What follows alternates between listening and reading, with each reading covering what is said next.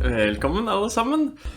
One of the most unfortunate things about Scandinavia today, really everywhere in Europe, is that we import all of these foreign names and we give our kids that. Parents just naming their children absolutely stupid names that have nothing to do with our people or our history. I'm not going to name any examples because I'm going to offend someone, but most of us born in the past couple generations at least have just names that have no business in our family, me included actually.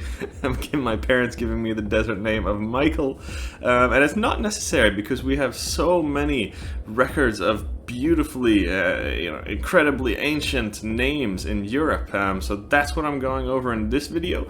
A few of the oldest and most used Norse names and their translation and deeper meaning that actually most Scandinavians today don't even know.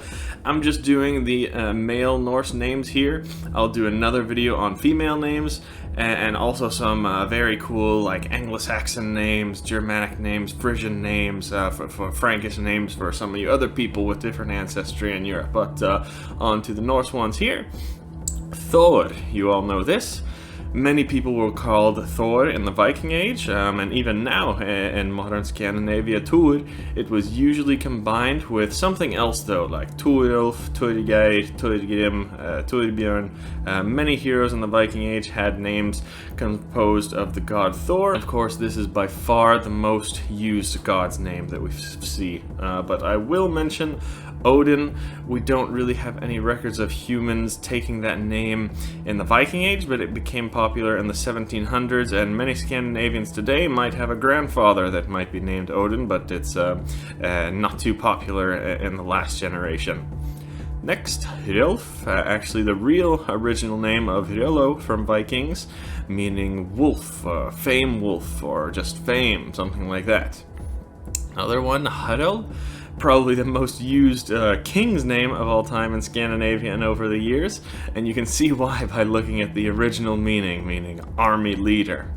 Another one, probably the second, if not the first most common name for kings too, is Udov. Originally, we think meaning the descendant of the grandfather. This would be the tradition, actually, from very long ago, that the baby be named after the grandfather or great-grandfather in old times.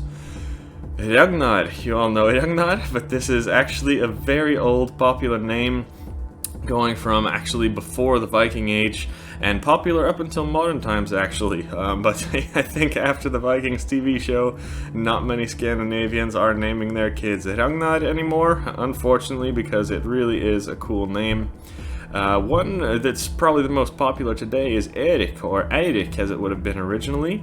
That's a very popular name we see among chieftains in the Viking Age. Very famous Vikings were named Erik, and still it's a name used today in many countries, usually spelled with a C now in some of the other countries there. Another one I'll put in here is Sig. This is Old Norse for victory. Now this is one that you see in many combinations, but it's very ancient and Germanic in nature, used commonly in Sigurd, Siggeir, Sigrun, Sigmund, lots of ones there, but usually used as a combination with something else. Halfdan, in my opinion, the second coolest sounding Norse name. I'll tell you what my first favorite is at the end. Halfdan simply means half Dane, so this was usually given to Swedes or Norwegians who had a Danish parent, for example, in the Viking Age. Knut, sometimes written as Knud or Canute, anglicized versions. Great name, but it just means not. These were probably some long-lost sacred meanings in here, but we're not sure.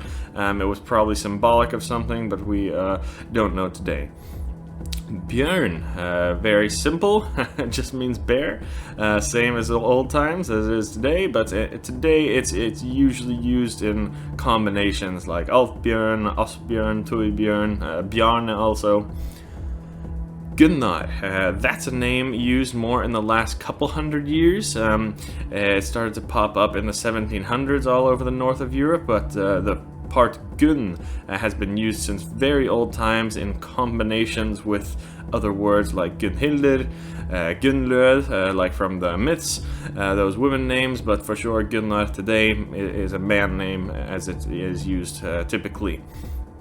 Ivar. So we're not originally sure what Ivar actually meant, but we do know it's very, very old. It could mean something like "you warrior" or something like that. It could also come from Ingvar, which is the Norse god Freyr's a way to refer to him. Os. This one is also a component paired with some other things to make a name. It meant god, basically, in old times, and it's still popular in Scandinavia today, although it is dying out. Osbjörn, Osgeir, Espen also, and also the English name Osborne comes from Os too. Most people don't know that. Geir, used in Scandinavia too today, but it's dying out. But most don't know it's actually a very ancient name, meaning spear. And finally, I'll leave you with my number one favorite name, Kjartan. It's the coolest sounding name in my opinion, but it's not even Norse, we think. It comes from the shortened Irish Myrkjartan, and it became very popular starting in the time that the Vikings were settling and trading with Ireland. So there are some who theorize it was a much older Germanic name, but we don't know for sure. Either way, I think it's a beautiful name. So I hope that helps. These are some of the most famous Viking names, but there are many, many more. Write down in the comments if you guys know of any, so we can share names. I hope to inspire people with this, and you can name your kids some of these if you haven't had kids already. Like I said, these names are dying out.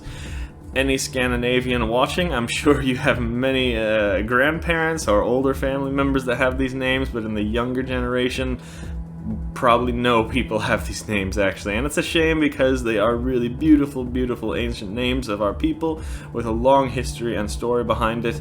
And like I mentioned, it has been our tradition for ages actually to name the child after the great grandparent, not just for respect reasons, but because we often were believed to reincarnate as the great-grandchild, as I've spoken about before, and being called by the same names that we had in our past lives will awaken some of those memories.